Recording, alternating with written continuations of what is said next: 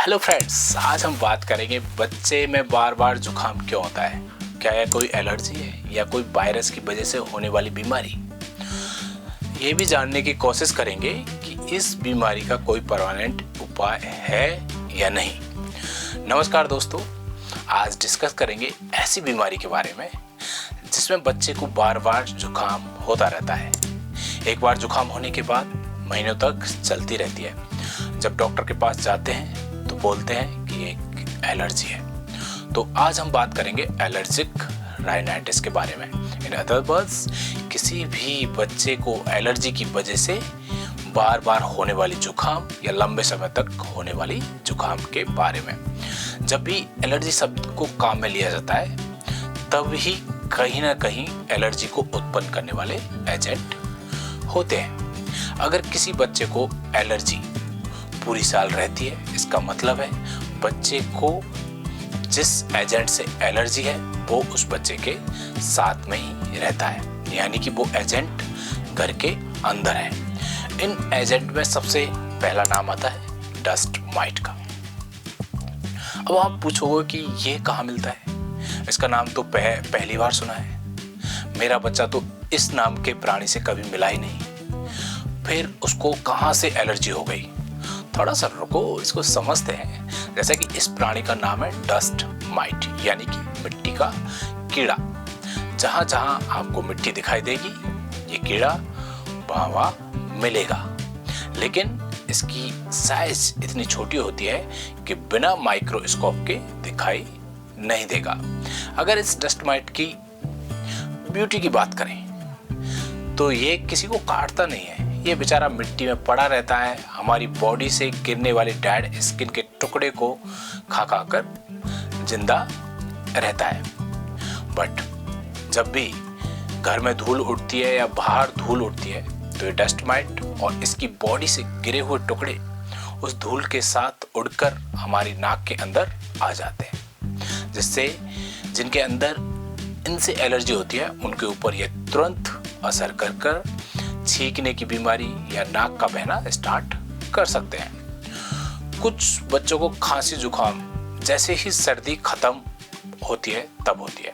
ये जुकाम भी अगर एक हफ्ता से ज़्यादा रहती है तो ये भी एक तरह से एलर्जी के लक्षण हो सकते हैं। जैसे ही सर्दी जाती है पेड़ पौधे से बनने वाले पराग के कण हवा में उड़ने लगते हैं। जैसे ही वो नोज के अंदर जाते हैं, जिन बच्चों को इनसे एलर्जी होती है उनके अंदर जुकाम लंबे समय तक बनी रहती है। इसीलिए बहुत सारे पेरेंट्स आके बोलते हैं कि साहब सर्दी जा रही है, शायद इसीलिए बच्चे को जुकाम हो रही है। पराग के कणों से होने वाली एलर्जी जब बच्चा बाहर निकलता है तब ज़्यादा उत्पन्न होती है।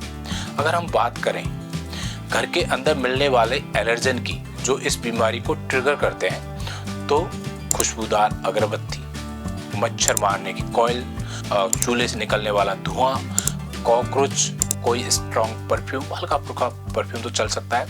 और भी बात करें तो बीड़ी सिगरेट से निकलने वाला धुआं, अगर कोई पालतू जानवर है तो जैसे कि कुत्ते बिल्ली, इनसे गिरने वाले हेयर्स बाल, इस तरह के काफ़ी बच्चों को परेशानी करते हैं। घर के बाहर के एजेंट की बात करें तो कार, बाइक, फैक्ट्री से निकलने वाले धुआं, पराग के कण इत्यादि है।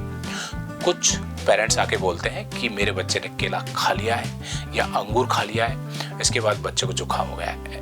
तो ऐसा देखा जाए तो फ्रूट्स बच्चे को बीमार पड़ने से बचाते हैं, ना कि बीमार करते हैं। फल फ्रूट बच्चे के स्वास्थ्य के लिए बहुत फायदेमंद होते हैं, तो जितना बच्चा खा सकता है खाने दे।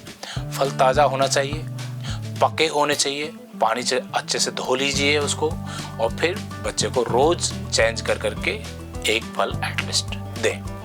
हाँ, कुछ बच्चों में फलों से एलर्जी हो सकती है, स्पेशली ये जो खट्टे फल होते हैं जैसे कि नींबू, संतरे।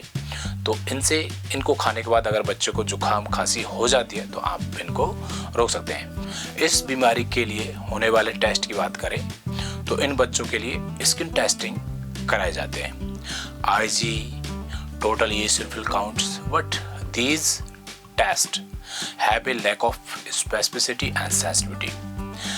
अब हमें पता लग चुका है कि बच्चे को बार बार जुकाम यानी कि एलर्जिक राइनाइटिस है, तो इसका ट्रीटमेंट कैसे करें। सबसे पहले हमें बच्चे के चारों तरफ के एलर्जेंस को हटाना पड़ेगा। बच्चा ऐसे जगह कम जाए जहाँ पे बहुत ज़्यादा धूल उड़ती हो।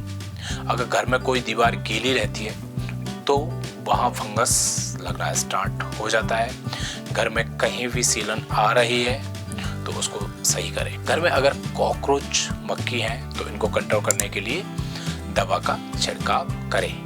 कोशिश करें कि कोई भी पेट एनिमल घर के अंदर ना रखा जाए। अगर रखना ही पड़े तो उसको हर 3 दिन में बात करवाएं। घर के बाहर जाके उनको कंघा करें। बेड शीट को हर 3 दिन में एटलीस्ट गर्म पानी से धोएं, धूप में सुखाएं। गद्दे को भी धूप में बार बार सुखाना चाहिए। एक मशीन आती है जो ह्यूमिडिटी कंट्रोलर बोलते हैं, यानी कि हवा में पानी के लेवल को कंट्रोल करने के लिए यूज होने वाली मशीन है। ये हमारे देश में तो बहुत कम काम में ली जाती है, परंतु अब्रॉड में इसका काफ़ी यूज किया जाता है। इस मशीन से अगर ह्यूमिडिटी को 50% से नीचे रखा जाए तो घर के अंदर पनपने वाले डस्ट माइट एंड कीड़े सरवाइव नहीं कर पाएंगे। जिन बच्चों को अगर परागकणों से एलर्जी है तो बच्चे बसंत ऋतु में ऐसे पेड़ पौधों के पास कम जाएं जिनमें अभी फूल आ रहे हैं। दूसरे ट्रीटमेंट की बात करें तो फार्माकोथेरेपी, यानी कि डॉक्टर की सलाह से हम बच्चे के नाक में डालने वाली स्प्रे स्टार्ट कर सकते हैं। साथ में कुछ मुंह से देने वाली दवाएं भी बच्चे को दे सकते हैं। ये था एक brief discussion about allergic rhinitis. जब भी हम कोई भी बीमारी को बच्चे को रेफरेंस लेके बात करते हैं तो ये बीमारी एडल्ट यानी बड़े लोगों में भी इसी तरह से प्रेजेंट करती है। तो मिलते हैं नए वीडियो में नई बीमारी के साथ। नमस्कार, धन्यवाद।